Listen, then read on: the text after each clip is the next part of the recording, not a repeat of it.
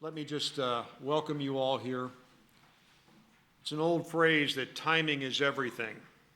And our meeting this week could not be more timely, given the terror attacks that occurred in Beirut and in Paris last week. And the only thing I hope we do here this week, and this is the challenge for Professor Howcroft, is to keep us focused on what we really need to be talking about, because the urgency of what's happening in the world right now could easily drag us off into discussions of exactly what happened in Beirut or what happened in Paris. But there are some long-term issues that you are all back here with us this week to deal with. And so please try to keep your focus on that. Now, some of you haven't been back here for nearly 10 years. And some of you were in the course earlier this year. But it's great to see all of you. Tremendous group of people. And I know that Professor Howcroft has a few ideas of how we're bringing alumni in to be presenters, which I think is a very good idea, and we'll see how that works. A few minutes ago, you all watched the Nick Pratt dedication ceremony, and as you know, he stood up here at this podium in this room a lot and talked to all of you. We planned for the ceremony to coincide with your Community of Interest event, because as this is our 6th Community of Interest event, 4 of them were run by Professor Pratt in this very room. And now Professor Howcroft is carrying on Nick's vision of building a truly global counterterrorism community of interest, and that's why you're here.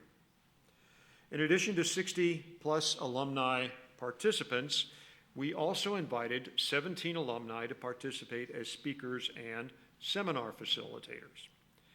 In total, we have 80 alumni from 46 countries assembled here, including in that number some who are from the Asia Pacific Center in Honolulu, Hawaii. And to those of you who are here from Hawaii, we apologize for the weather, but we're very glad to have you. Now, the topic of this Community of Interest event is countering foreign terrorist fighters. Now, while returning foreign fighters had been off of the front pages lately, it is back front and center today. While we are now looking at, in Paris, whether one or more of the attackers had infiltrated the migrant flows that are coming out of the Middle East, we should not lose sight of the fact that others, and the preponderance of them, come back through much more conventional means. And it's very easy to get sidetracked saying, aha, there was 1 or 2 of these guys who pretended to be immigrants or refugees or whatever, when in fact the great bulk of these people come back either on their passport, on a fake passport, but they get on an airplane, they fly into Paris, they fly into London, they fly into Berlin, and voila, they're back in their home country. That's what foreign fighters are really all about. And the problem, by the way, is not any longer limited only to Europe, but it is also increasingly spreading throughout the world. Now, in light of Friday night's events in Paris, it might seem silly to ask, why do we worry about this phenomenon of foreign terrorist fighters? Or should we have changed our agenda for this particular conference? I have to tell you that Saturday morning, as the scope of this came visible, and I realized, of course, that you were all going to be here this week, I thought, my goodness, either we have timed this beautifully or we've missed the bus. And I think the fact of the matter is we've done both. And I think you're going to find this to be an incredibly useful period of time that we have with you. The foreign fighter phenomenon, as you know, is not isolated in Syria. It is not isolated in Iraq or even in the Middle East. But it certainly presented itself with a vengeance in Europe this last weekend.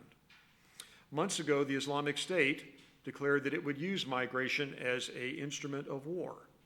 And now it may be that that is more than just an empty threat. And in addition to the Paris attacks, Italy last week announced that they had arrested 2 people who had fought in Syria, were coming across from Libya in a refugee boat. Okay? This was not well publicized because the Italian authorities didn't want to make people panicked within Italy, but there is something going on here, and I'm sure that you're going to get into some of this this particular week. Ongoing police operations in France, in Belgium, and in Germany are showing how widespread the problem of returning fighters is. And now we've got to figure out, we've admired the problem for a long time. What do we think we can do about it?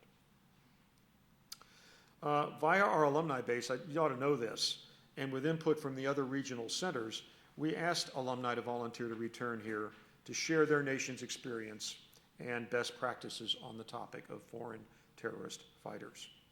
The response was overwhelming.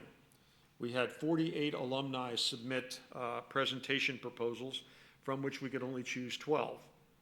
But we did, and we chose 12. 3 were from Asia, 1 from Africa, 2 from the Middle East, 4 from Europe, and 1 each from North and South America. And we've asked them to discuss with you and us 3 things. 1, the nature and the scope of the foreign fighters issue in their country. 2, what their country is doing about it. And 3, are there lessons or techniques that might usefully apply to others? So, this week will be a good opportunity for you to update yourselves on current counterterrorism trends and issues and to reconnect with some of your fellow PTSS alumni and people from other regional centers. I can't tell you how important it is to get to people from the Pacific because they bring a very different perspective on this. And remember that the goal here is building a network to defeat a network. Don't forget, this remains a non-attribution environment where you can say freely what is on your mind. Share with us what you think and listen to what others have to say. And use the next 2.5 days to reconnect, to further build the network, and to strengthen your professional relationships. I'll talk to you again on Thursday. I'll be bouncing back and forth between you and the Ukrainians, but we thought this seminar would be a pretty important one when we scheduled it months and months ago. Little did we realize how timely it really was, and you are really at the cutting edge of what's going on in the world. So, Jim, I don't know if you want to come up here. Who's next? Is it Ms. Reed? But I wish you a great time. The weather's going to be decent. If you were here this weekend, you might see snow, but it's not going to snow now. So enjoy your time. It's great to have all of you back here. And as I said in the other room, even though I got a little bit choked up because I thought Professor Pratt was one heck of a wonderful person. But it's time to saddle up and get out there and beat these cowards. And you're just the right people to do it. So thank you very much.